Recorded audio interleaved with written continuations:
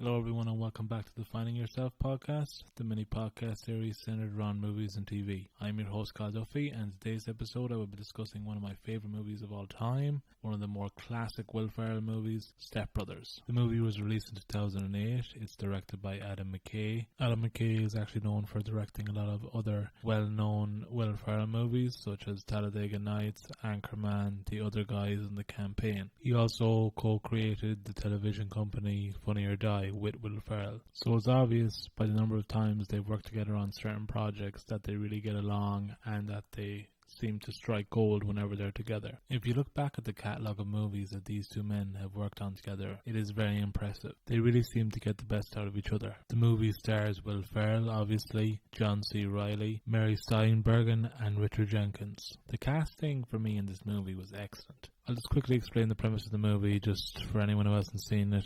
I'm assuming everyone has because it's such an iconic movie. Yeah, so the short synopsis of this premise is two 40-year-old men both living at home with their parents. Their parents meet, strike up a relationship and get married, forcing Will Ferrell and John C. Reilly to live in the same house as stepbrothers. I just find the plot of this movie so goddamn funny. Just to watch Will Ferrell and John C. Reilly act like man-children the whole time. They pull it off so well. Sequences with Will Ferrell when they're driving to the house after they get married. So quotable. I'm not going to call him dad. Even if there's a fire. I love this movie.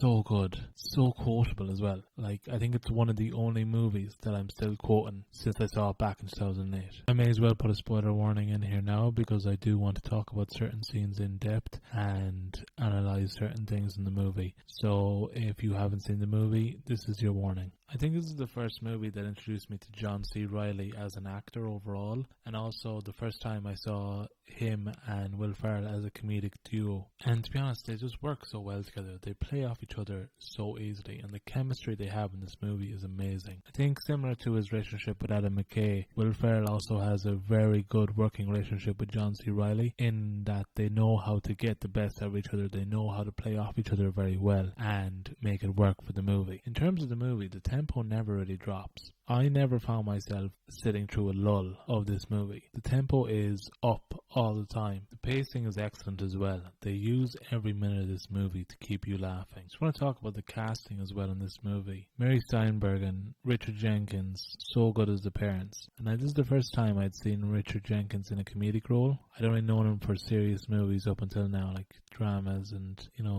more hard-hitting stuff. But watching him kind of let loose and use his comedic timing in this was so good. He played the frustrated dad so well. And the reason I found it funny is because it looked realistic. He actually looked like he was fed up with his son and wanted him to move away or die or something.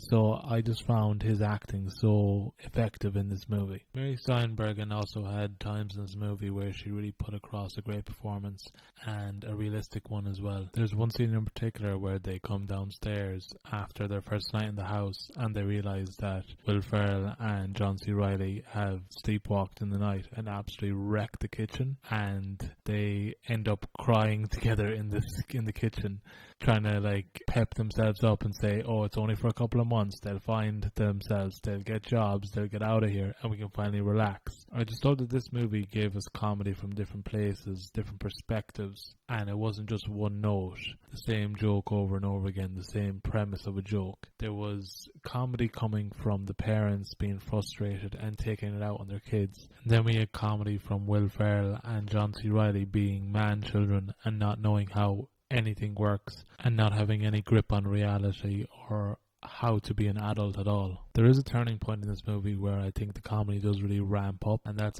after Will Ferrell's character Brandon and John C. Reilly's character Dale actually become friends and kind of band together. And this comes after Dale and Brandon realize that they both hate Brandon's older brother more than they hate each other. So they kind of bond over a mutual enemy. By the way, the brother played by Adam Scott is very good at playing a bad guy in a movie. Don't think I had seen him as a good guy in any movie up until he was cast in Parks and Rec, and that helped him to kind of break that typecast. Similar to Ty Burrell, who plays Phil in Modern Family, there's certain actors out there who are only cast as bad guys in movies and they kind of fit into that typecast, and sometimes it's hard to break out of it. Ty Burrell in an interview, said when he got cast for Modern Family, he was actually so over the moon because up until then he was playing bad guys that everyone hated in movies. He had roles in the likes of Evolution and 28 Days Later where he played real assholes, and he mentioned in the interview that it became boring playing one type of character over and over again, and he really relished the opportunity of branching out into a different character completely for Modern Family. And I'm sure Adam Scott must have felt the same way when he got cast for Parks and Rec.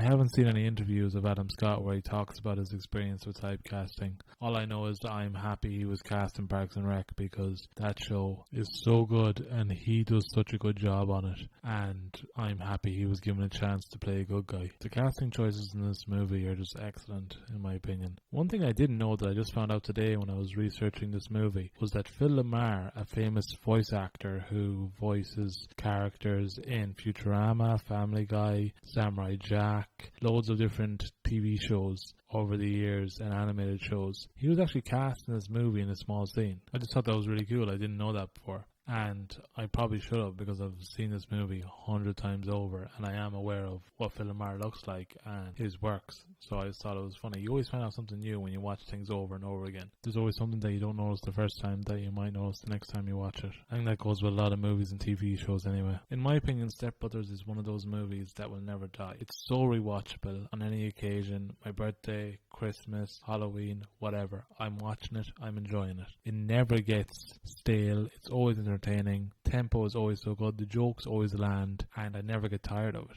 Don't think I ever will, but I think a lot of people have those TV shows and movies that they could watch year round and never get tired of. If you have a certain TV show or movie that you love and you rewatch over and over again without getting tired of, let me know in the comments below. As you can all guess, I would strongly recommend this movie for like a chill night in, or if you haven't seen it before, make a night of it, because this movie is definitely worth it. It's so good. It's one of my favorites. This has been my quickie review of Step Brothers. I hope you guys like this kind of content. If you do, hit the like button and let me know in the comments below. I also took this episode to try out a new microphone to improve the audio quality, so hopefully the audio in this episode has improved from previous episodes. If you guys want to see more content like this, you can always subscribe to my channel. I put out new videos every week. Hope you guys enjoyed today's episode and thanks for listening.